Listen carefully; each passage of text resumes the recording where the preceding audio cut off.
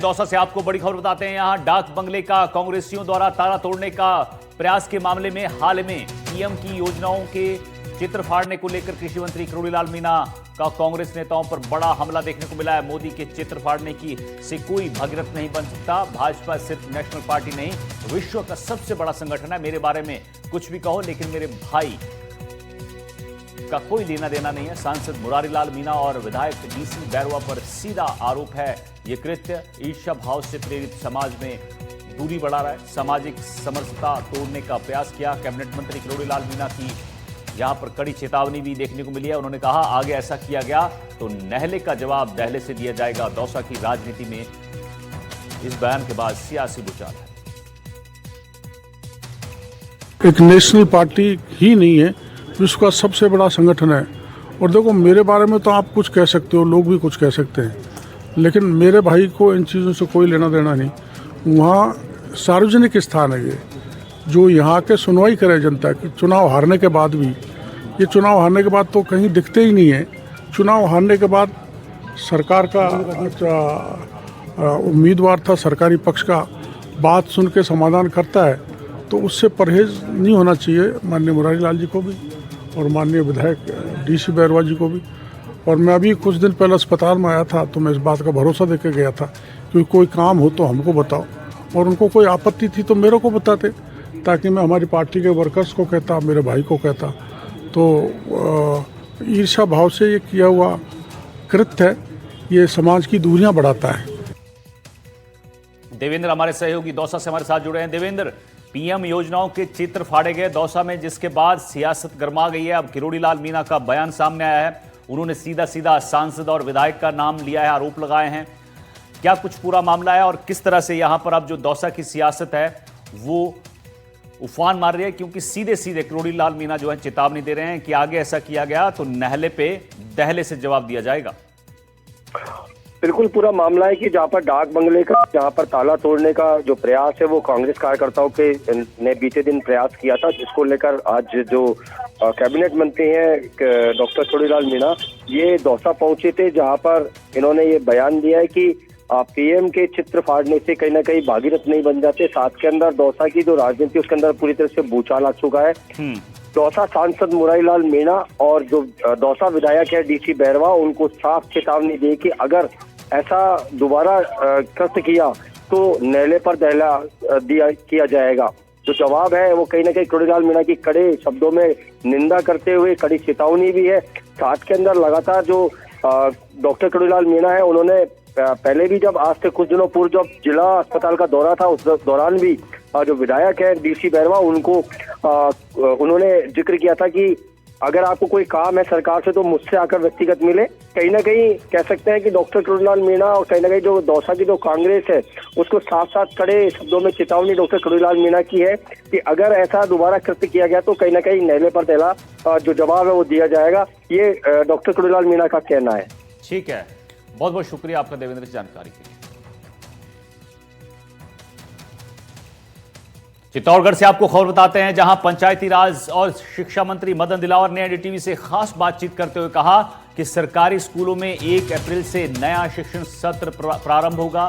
स्कूली बच्चों को अप्रैल के प्रथम यानी पहले सप्ताह में पाठ्य पुस्तकें उपलब्ध हो जाएंगी।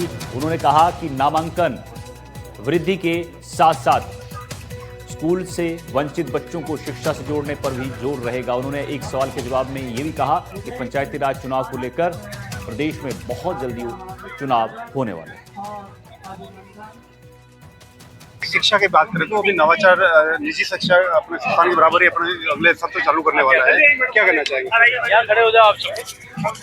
राजस्थान शिक्षा विभाग का शिक्षण सत्र 1 अप्रैल से प्रारंभ होगा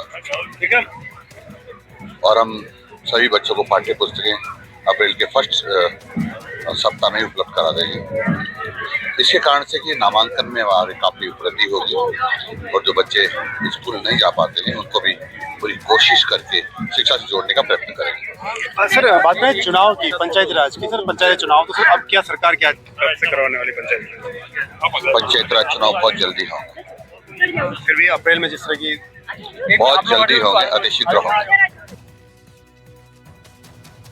चित्तौड़गढ़ में आयोजित राष्ट्रीय स्वदेशी महोत्सव के समापन समारोह में पहुंचे शिक्षा और पंचायती राज मंत्री मदन दिलावर भी अपने बाल मन को रोक नहीं पाए। स्वदेशी मेले का पूरा आनंद लेते हुए झूले में झूले और दुकानदारों से खरीदारी भी की। मंत्री ने कहा कि राष्ट्रीय स्वदेशी मेला सभी को प्रेरणा दे रहा है। भारत में बने उत्पाद ही हमारे जीवन में उपयोग करना चाहिए। सांसद सीपी जोशी ने बताया कि मेले का काफी सुखद अनुभव रहा, लोगों का काफी जुड़ाव रहा।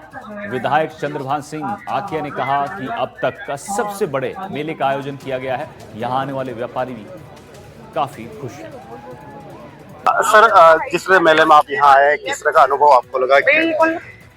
अत्यंत सुखद की अनुभूति हो रही है, क्योंकि स्वदेशी मेला लगा हुआ है और मेला सबको प्रेरणा दे रहा है कि भारत में बने हुए उत्पाद ही हमारे जीवन में उपयोग करना चाहिए। उससे हम अधिक लोगों को रोजगार भी दिला पाएंगे, तो आर्थिक दृष्टि से हमारा देश सुदृढ़ भी बना पाएगा। सर, किस तरह 6 दिन का यहाँ अनुभव आपने देखा, लगातार आप यहाँ बने हुए हैं, तो कैसा क्या अनुभव? बहुत सुखद अनुभव है। जिस प्रकार की उपस्थिति यहाँ रही है मेले में, मैं सोचता हूँ उसने सबको संतोष दिया है, संतुष्टि दी है, क्योंकि जिस भाव के साथ माननीय प्रधानमंत्री जी की प्रेरणा के साथ सांसद अपने क्षेत्र में स्वदेशी मेला करे, खेलकूद करे, सांस्कृतिक कार्यक्रम हो, स्वदेशी खान पान हो, तो उसी के निमित्त आज ये 6 दिवसीय मेला हुआ है। माननीय प्रधानमंत्री जी की प्रेरणा कि हम आत्मनिर्भर भारत और हर घर स्वदेशी और घर घर स्वदेशी के भाव को कैसे तक आम जन तक पहुंचा सके। और मैं सोचता हूँ ये मेला कई हद तक बहुत सफल रहा है, और जो दुकानदार आए हैं देश भर के अलग अलग कोनों से, वो लोग भी कह रहे हैं कि हमारे जीवन में पहला मेला होगा जहां सुविधाएं व्यवस्थाओं से लेकर बहुत अच्छी बिक्री उनकी हुई।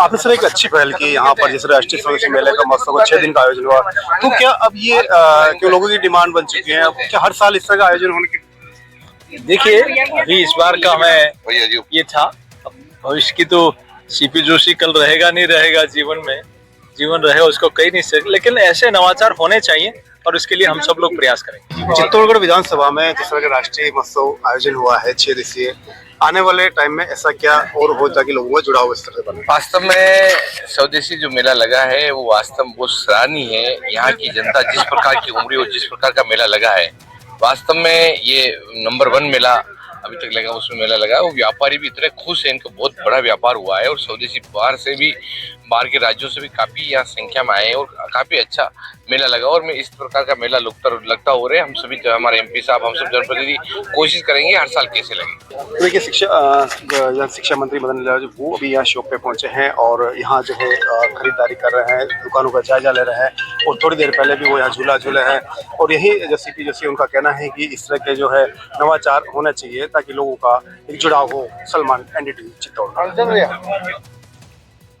जयपुर से आपको बड़ी खबर बताते हैं। कांग्रेस के स्थापना दिवस पर PCC चीफ गोविंद सिंह डोटासरा का बयान सामने आया है। उन्होंने कहा है, आज एक वर्ग दूसरे वर्ग को नीचे दिखाने में लगा हुआ है। कई बार कुछ लोग 2 समुदायों को लड़ाने की बात करते हैं। कांग्रेस पार्टी जो मजबूत कानून अधिकारों के रूप में लेकर आई है, उनको कमजोर किया जा रहा है। Right to food, right to education, right to work, right to information को कमजोर किया जा रहा है। हमें महात्मा गांधी का नाम बदलने से एतराज नहीं, लेकिन ये लोग महात्मा गांधी को मानने वाले नहीं है, ये तो नाथूराम गोडसे को मानने वाले हैं। डोटासरा बोले हैं, राइट टू वर्क का जो अधिकार भारत के प्रत्येक नागरिक को UPA सरकार ने दिया था, उसको खत्म करने का काम केंद्र सरकार ने किया है।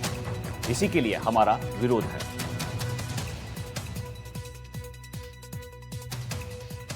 हमारे कांग्रेस की CWC की जो सबसे बड़ी हमारी कमेटी होती है, उसकी बैठक हुई है।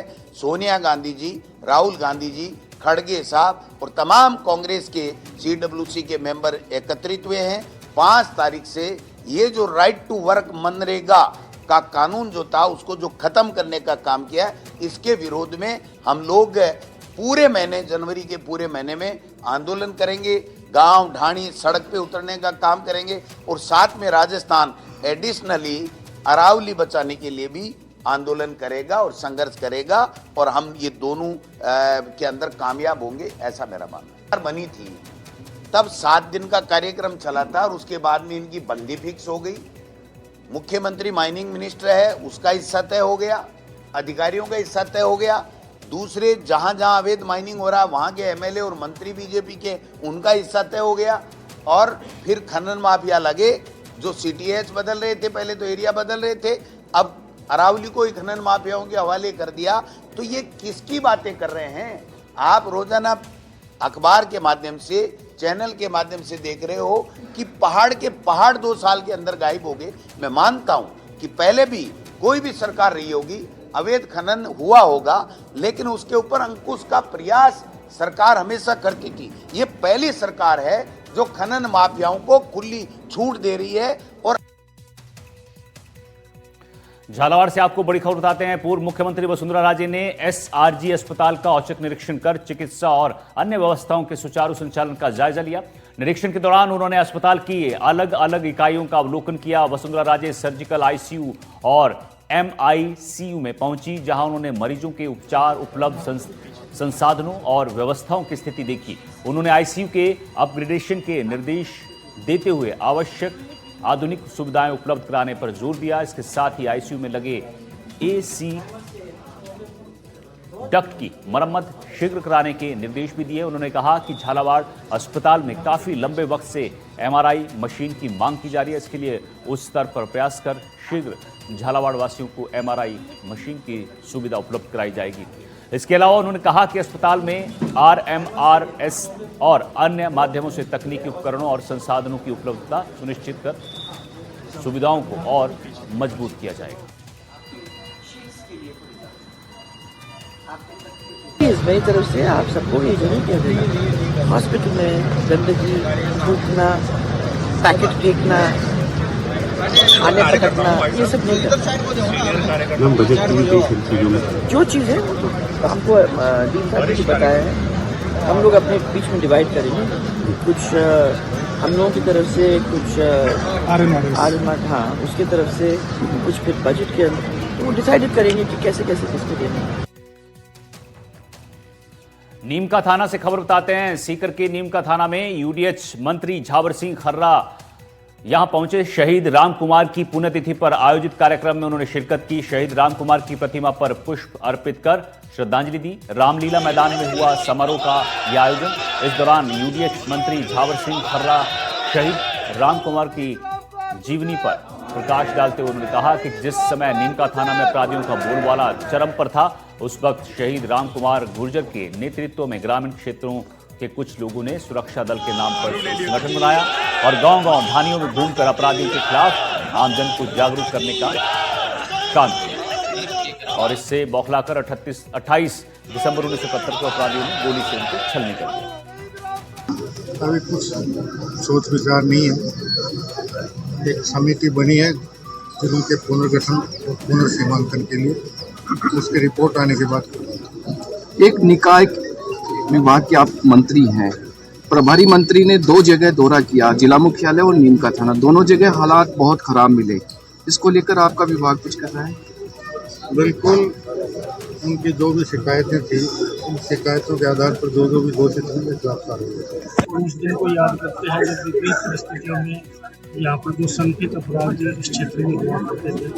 ग्रामीण क्षेत्र में चोरी, डकैती और अन्याय और अत्याचार के खिलाफ लड़ते हुए 22 दिसंबर 1971 में उन्होंने अपने प्राणों की आहुति दी। उस समय पशुधन की चोरी, अनाज की चोरी, गहने की चोरी इतने चरम पे थी कि हर गांव हर लाइन में कोई न कोई घटना क्षेत्र में घटी।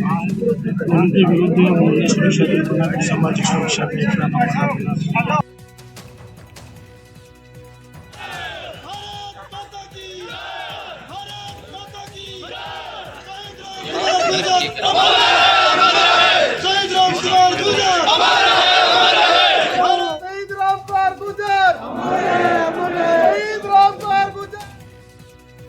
जयपुर से इस वक्त की बड़ी खबर आपको बताते हैं। मुख्यमंत्री ने स्वास्थ्य विभाग की समीक्षा बैठक लिया। योजनाओं के प्रभावी क्रियान्वयन और नियमित मॉनिटरिंग के निर्देश दिए गए हैं। उच्चाधिकारियों के साथ सीएम की समीक्षा बैठक हुई। योजनाओं का लाभ अंतिम छोर के व्यक्ति तक पहुंचाने के निर्देश दिए हैं। केवल योजनाएं बनाना पर्याप्त नहीं है, सीएम की तरफ से कहा गया है। साथ ही उन्होंने कहा योजनाओं का क्रियान्वयन जरूरी है, आमजन को किसी भी तरह की कोई असुविधा नहीं होनी चाहिए। तो समीक्षा बैठक की गई है स्वास्थ्य विभाग के साथ मुख्यमंत्री भजनलाल शर्मा ने और योजनाओं के प्रभावी क्रियान्वयन और नियमित जो मॉनिटरिंग है उसको करने के निर्देश दिए गए हैं उच्च अधिकारियों को। साथ ही उन्होंने कहा है कि केवल योजनाएं बनाना काम नहीं है, योजनाओं का क्रियान्वयन जरूरी है। आमजन को किसी तरह की कोई असुविधा नहीं होनी चाहिए। तो इस वक्त की बड़ी खबर आपको बता रहे हैं जयपुर से। यहां पर स्वास्थ्य विभाग की समीक्षा बैठक हुई है। योजनाओं के प्रभावी क्रियान्वयन और नियमित मॉनिटरिंग के मुख्यमंत्री भजनलाल शर्मा ने निर्देश दिए हैं। उच्च अधिकारियों के साथ ये बैठक की गई है। साथ ही उन्होंने कहा कि योजनाओं का लाभ जो है वो अंतिम छोर के व्यक्ति तक पहुंचना चाहिए और केवल योजनाएं बनाना पर्याप्त नहीं है, इनका क्रियान्वयन जरूरी है और जो आमजन है उसको किसी तरह की कोई असुविधा ना हो। सुशांत पारिक हमारे सहयोगी हमारे साथ जुड़ गए हैं। सुशांत, मुख्यमंत्री ने स्वास्थ्य विभाग की समीक्षा बैठक ली है और उनका जोर यहां पर यह था कि हमारा काम सिर्फ योजनाएं बनाना नहीं है, योजनाओं को लोगों तक और खासकर अंतिम छोर का जो व्यक्ति खड़ा है उस तक इस योजनाओं को पहुंचाना। क्या क्या इस बैठक में हुआ है?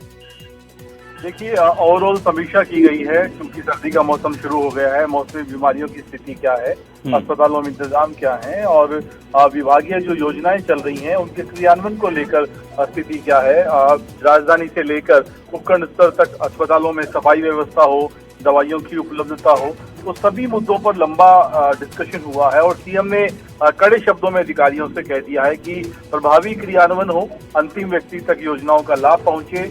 जो अधिकारी कहीं लापरवाही करते हैं, कर्मचारी लापरवाही करते हैं, उनके खिलाफ एक्शन लिया जाए। ठीक है, बहुत बहुत शुक्रिया आपका जानकारी।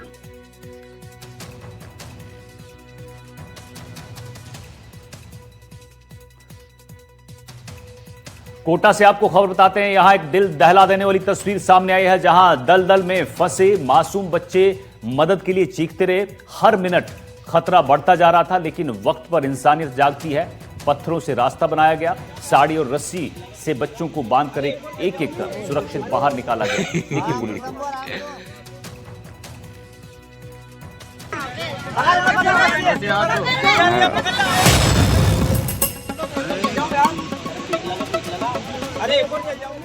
ये तस्वीर कोटा की है जहां खेलते खेलते कुछ बच्चे दलदल में फंस गए। जैसे जैसे वो बाहर निकलने की कोशिश करते वैसे वैसे और धंसते चले गए।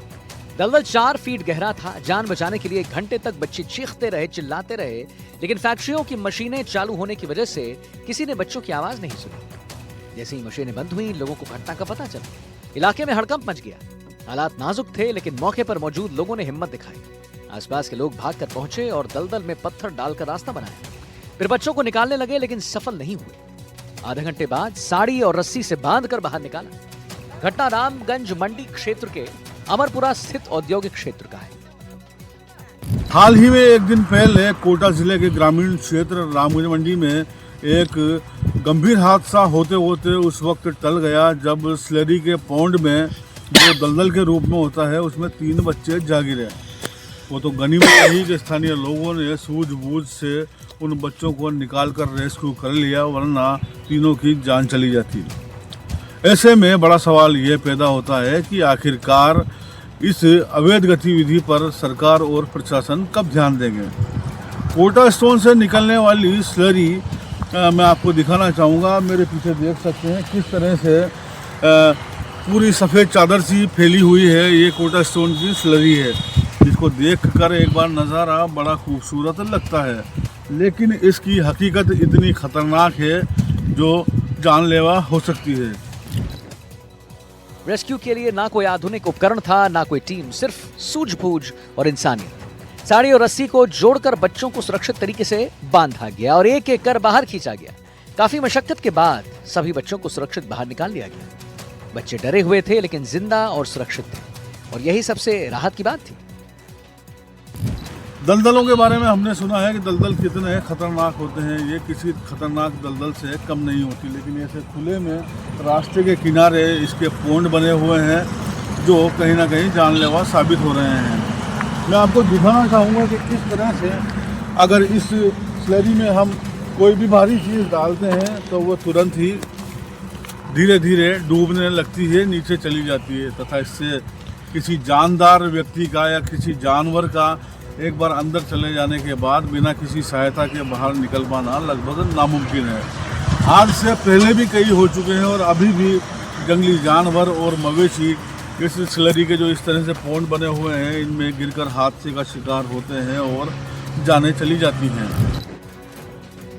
अमरपुरा की 11 नंबर गली में स्थित एक निजी व्यक्ति की भूमि पर है ये, जहां बिना किसी बाउंड्री वॉल या सुरक्षा इंतजाम के कोटा स्टोन फैक्ट्री की स्लरी खाली की जा रही है।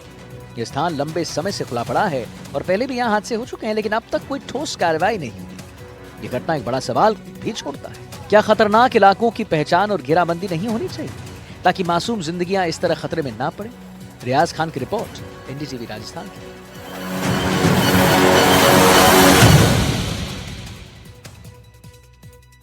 नया साल, नई आस्था और बाबा श्याम का दरबार में उमड़ता श्रद्धा का सैलाब। नए साल पर खाटू श्याम जी की में लाखों श्रद्धालुओं के पहुंचने की संभावना है। भीड़ को देखते हुए प्रशासन ने वीआईपी एंट्री पर रोक लगा दी है और व्यवस्थाओं को लेकर पूरी तरह कमर कस ली गई है। आस्था के इस महासंगम से हमारी ये खास रिपोर्ट देखिए।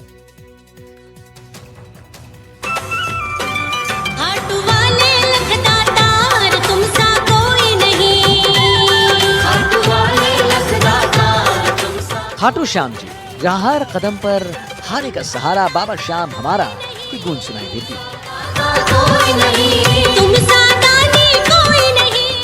श्याम जी में दिनों दिन भक्तों की संख्या बढ़ रही है। नए साल के स्वागत के लिए अभी से ही श्याम भक्तों में उत्साह देखा जा रहा है। इस बार बाबा के दरबार में पिछली बार से भी अधिक श्रद्धालुओं की भारी भीड़ उमड़ने की उम्मीद है। इस बार 31 दिसंबर को एकादशी और नववर्ष साथ होने से भीड़ में एक अधिक इजाफा होने की संभावना है।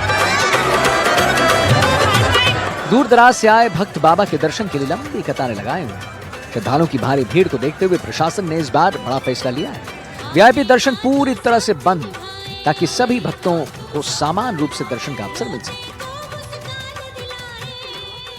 नववर्ष के अवसर पर रिंगस में खाटू श्याम जी की यात्रियों के लिए रेलवे द्वारा विशेष प्रबंधन किए गए, जिसमें रेलवे के द्वारा 24 स्पेशल गाड़ियां चलाई गई है।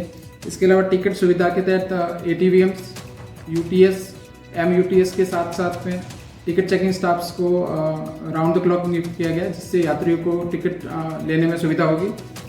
इसके अलावा ऑफिसर लेवल की मॉनिटरिंग के तहत DCM और सीनियर DSC को रिंगस में ही नॉमिनेट किया गया है। साथ में ही मंडल के कंट्रोल रूम में DRM सर, ADRM सर और वरिष्ठ अधिकारियों को राउंड द क्लॉक मॉनिटरिंग के लिए जिम्मेदारी दी गई है। पिछले 4-5 वर्षों से बाबा श्याम के दरबार में नए साल पर भक्तों की संख्या में लगातार इजाफा हो रहा है।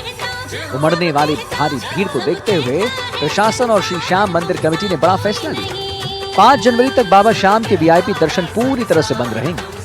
इस दौरान पार्किंग समेत अन्य मार्गों से करवाए जाने वाली सभी प्रकार की वीआईपी दर्शन पर रोक रहेगी। मंदिर कमेटी और प्रशासन ने यह फैसला वीआईपी दर्शन की आड़ में सक्रिय लपका गिरोह पर लगाम लगाने के उद्देश्य से लिया। ये गिरोह श्रद्धालुओं से दर्शन के नाम पर 500 से 1000 रुपए तक की अवैध वसूली करते हैं। इससे न केवल भक्त ठगे जा रहे हैं, बल्कि श्री श्याम मंदिर कमेटी की छवि भी धूमिल हो गई है। पिछले सालों में जो नहीं हुआ ये सरकार ने करके दिखाया है और आस्था और मैनेजमेंट इतना अच्छा किया है कि सरकार को सच्ची धन्यवाद देना चाहिए। हम मुंबई से आए हैं, क्या लगता है कि हिंदू धर्म के प्रति लोगों की आस्था बढ़ी है? बहुत ज्यादा बढ़ चुकी है। देख रहे हैं धार्मिक पर्यटन को बढ़ावा मिल रहा है। हाँ, बहुत अच्छा, बहुत बढ़िया मिल रहा है हमको। बहुत अच्छी लगती है, बहुत अच्छी लगती है हमको। क्या कहना चाहिए? अभी यंग जनरेशन धार्मिक बहुत हो रही है, पवित्र स्थानों में बहुत जा रही है यंग जनरेशन। खाटू श्याम की सर, मेनली जो मंदिर कमेटी की व्यवस्था है वो 14 लाइनों की व्यवस्था है, जो अपने नववर्ष में और एकादशी में इस्तेमाल करी जाएगी। वो मेनली एंट्रेंस से लेकर एग्जिट तक की बाबा की 14 लाइनें हैं, उनमें ही दर्शन होंगे। नववर्ष पर प्रसिद्ध खाटू श्याम जी मंदिर में श्रद्धालुओं की भारी भीड़ रहती है और वहाँ आने वाले अधिकांश श्रद्धालुओं का आवागमन रिंगस उपखंड क्षेत्र से होता है। नजदीकी रेलवे स्टेशन भी रिंगस होने के कारण यहाँ भीड़ भाड़ अधिक रहती है। अतः सभी विभागों के अधिकारियों से समन्वय करके इस बार व्यवस्थाएं की गई है कि श्रद्धालुओं को किसी प्रकार की सुविधा नहीं हो। वीआईपी दर्शन पूरी तरह से बंद है। मैं अपने सहयोगी से कहूँ कि वो दिखाए किस तरह से आप देख सकते हैं पहले ही दिन अपार भीड़ उमड़ रही है। बाबा श्याम के भक्तों की भीड़ लगातार खाटू धाम चली आ रही है और प्रशासन को उम्मीद है कि इस पूरे 5 दिनों में लगभग 10 से 15 लाख श्याम भक्त दर्शन करने के लिए पहुंचेंगे। तमाम व्यवस्थाएं चाक चौबंद कर दी गई है। 2000 से ज्यादा पुलिसकर्मी तैनात किए गए हैं। भक्त लगातार आगे बढ़ते चले जा रहे हैं। हम कुछ भक्तों से बात कर लेते हैं। सर, कहाँ से आए आप? मैं कानपुर से आया हूँ। कैसा लग रहा है? बहुत अच्छा लग रहा है। बाबा हारे के सहारा है, सबको खुशी देते हैं। व्यवस्थाएं हैं नववर्ष में, कैसी लग रही है? व्यवस्थाएं बहुत अच्छी हैं और क्या कहना चाहेंगे नववर्ष पर? सभी को जय श्री श्याम, सभी को जय श्री श्याम। व्यवस्थाएं बहुत अच्छी है। जयपुर से ही। कैसा लगी व्यवस्था? बहुत अच्छी व्यवस्था है।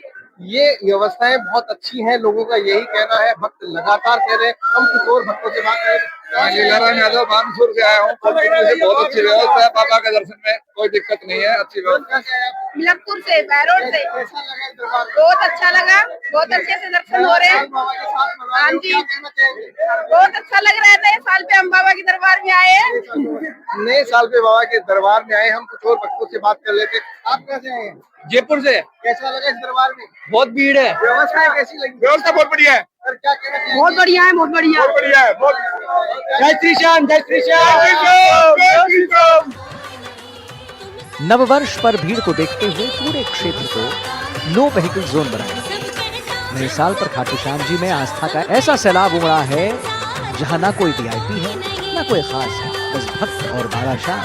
व्यवस्था और भक्ति के संगम में खाटू एक बार फिर श्रद्धा का सबसे बड़ा केंद्र बन गया। सीकर से बाबूलाल सरोज की रिपोर्ट, NDTV राजस्थान की।